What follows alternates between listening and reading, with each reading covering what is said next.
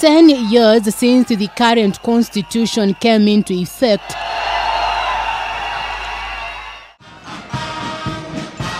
the police department has undergone through major changes aimed at improving service delivery in the policing and law enforcement. So much hope was placed on the changes to give a new face to the police department that had developed a bad public image.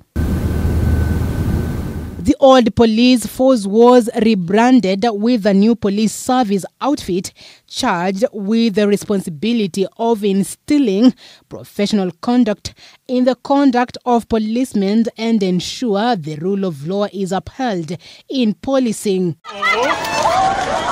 However, 10 years later, not much seems to have changed as the new outfit continues to receive the condemnation from various sectors for vices against the citizens.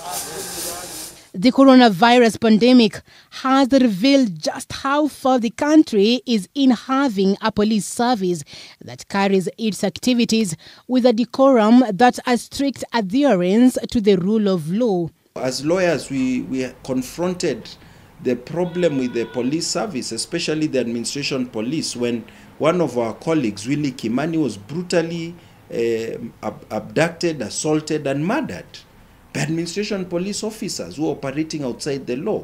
And when we were pursuing that issue, we found out that the administration police, they don't even have the same force standing orders. Of prudence, we need to make sure that the politicization of the police service ceases forthwith. Number two, we need to ensure that the Office of the Inspector General of Police is an independent office, with tenure protection, under the Constitution.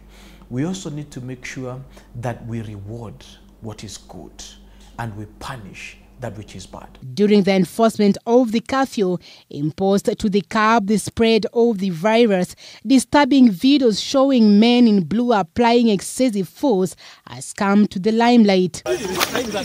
Wa kwanza wenye alikuwa lieutenant ndio aliniwekelea kipoko moja hapa kali ndio ikapitia hapa kwa mdomo, saa hiyo mdomo ikafura. Sasa kuinama hii side nyingine huko mwingine pia akaniongezea kipoko nyingine ya hii macho.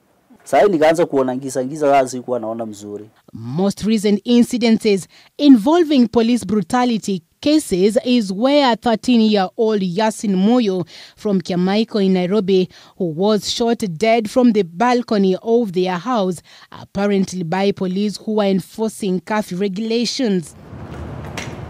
According to the lawyer Charles Kanjama, despite it being clear on how the police should behave, cases of violation of the law and a lack of responsibility from the police still abound, with most of the cases going unpunished. The Independent Policing Oversight Authority, which is not a constitutional body but was brought in to oversight the police, it started off very well with Chairman Mashari and Jeru, but it has not been given sufficient resources to go as far as it should. Corruption in the police service, the perception of corruption is very high among Kenyans. When these surveys are done, the changes have not yet been implemented. Human rights bodies agree there is a gross violation of the human rights from police, maintaining that the police department has been a major letdown, even as the country continues to reap the fruits of the new constitution. National security is supposed to be run in a way which respects human rights, rule of law, and democracy. But what are we seeing right now? For the last 10 years, we are seeing a policing system which has not changed, which is not accountable, and actually which is keen to committing more and more human rights violations. You have seen the way people have been arrested just protesting against the theft of COVID funds. Over 500 Kenyans have been killed, and then within the COVID period alone, we've been able to document about over 20 Kenyans have been killed. But when it comes to holding police to account, right, to date, since 2010, there are about only 9 police officers who have been actually held to account, and that also shows you where the fundamental problem is. According to Dennis Nthumbe, a security analyst, the country is still miles away from achieving far-reaching the required police reforms. The problem that we have today, 10 years down the line, is that we've had a fantastic constitution but the constitution itself has never been implemented. So 10 years down the line, we have laws and policies and ethos that are good on paper, but they have never been implemented. So even when you look at the National Police Act, if you look at the functions and the teeth that IPOA has, the Internal Affairs Unit, by the way, the Internal Affairs Unit was supposed to be independent. They're supposed to be an independent disciplinary units, but they report to the IG of police. So the issue here has been the concept of constitutionalism. His sentiments are echoed by a majority of Kenyans who continue to suffer in the hands of the police. Ukipeleka malalamishi yako huwa wanakuharash. Sasa unashindwa, ukienda kupeleka unaenda kuharashiwa. Wana upeleka issue zako huko. Wananchi wanaogopa polisi kwa sababu hawaambatani vizuri na wananchi. Baada ya kusaidiana na wananchi, wao ndio wanakuwa lengo kubwa kwa wananchi. Niseme sasa hivi pengine kitu ambacho kinatumika sana ni rushwa. Mfano mtu amefanya makosa, anajua kabisa nikipelekwa pale lazima nitatoa kitu kidogo niweze kuachiliwa. Pale mbeleni kulikuwa na uoga mwingi. Wananchi wakiona polisi wanatoroka.